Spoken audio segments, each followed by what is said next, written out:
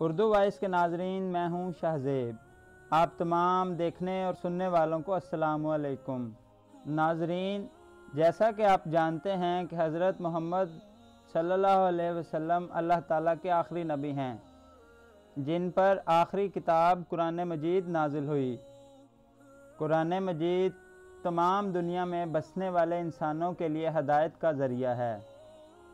آج کی ویڈیو میں ہم بات کریں گے کہ کس طرح قرآن مجید کو ایک کتاب کی شکل دی گئی۔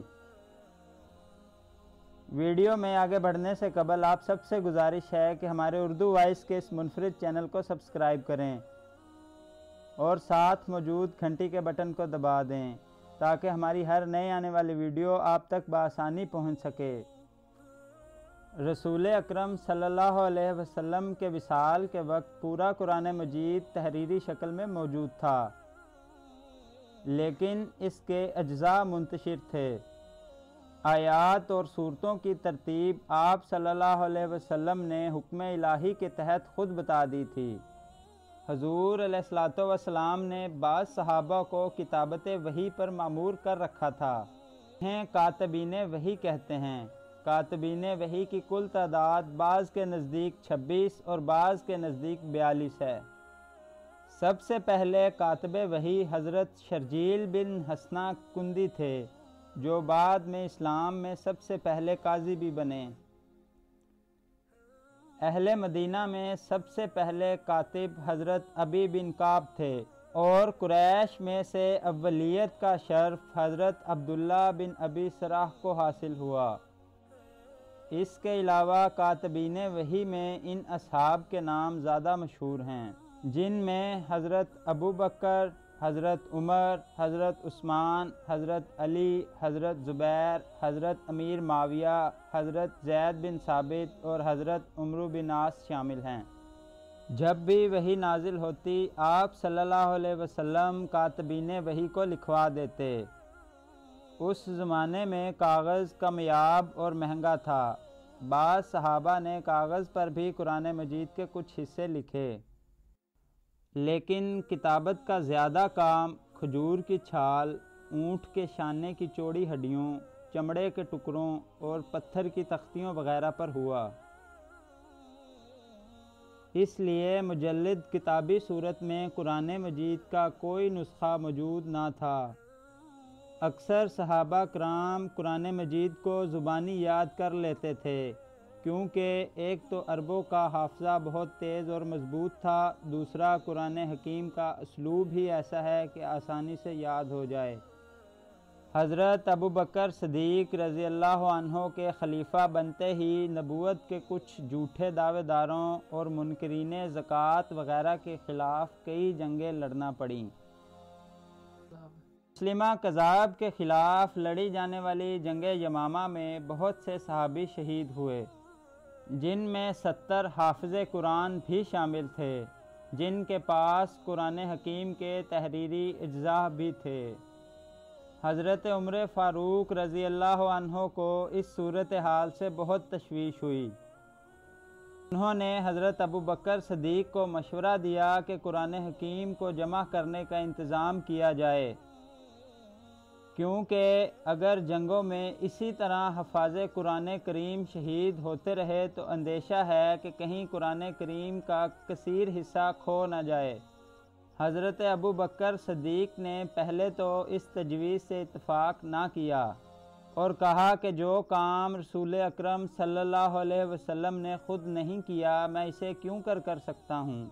حضرت عمر برابر اصرار کرتے رہے، حتیٰ کہ حضرت ابو بکر قائل ہو گئے۔ حضرت زید بن ثابت ایک ذہین اور قوی حافظے والے جوان سال صحابی تھے، جو کہ حضور اکرم صلی اللہ علیہ وسلم کے زمانے میں بھی کاتب وحی رہ چکے تھے۔ ان کی قرت بھی قریشی تھی، چنانچہ حضرت ابو بکر نے حضرت زید کو اس اہم کام کے لیے منتخب کیا۔ حضرت ابو بکر نے حضرت زید کو بلوا کر کہا کہ قرآن مجید کے اجزاء کو تلاش کر کے جمع کرو اور قرآن مجید کا ایک نسخہ لکھ دو۔ حضرت زید نے پہلے تو اس عظیم ذمہ داری کو اٹھانے سے پس و پیش کیا، لیکن حضرت ابو بکر اور حضرت عمر کے مسلسل اصرار پر مان گئے۔ حضرت زید کا قول ہے کہ اگر جمع قرآن کے فرض کی بجائے مجھے پہاڑ اٹھا کر منتقل کرنے کا حکم ہوتا تو میں یہ کام زیادہ آسانی سے کر لیتا۔ صحابہ اکرام میں اعلان کر دیا گیا کہ جس کے پاس بھی براہ راست نبی کریم صلی اللہ علیہ وسلم سے سن کر لکھا ہوا قرآن حکیم کا کوئی بھی جز ہو اسے لا کر پیش کرے۔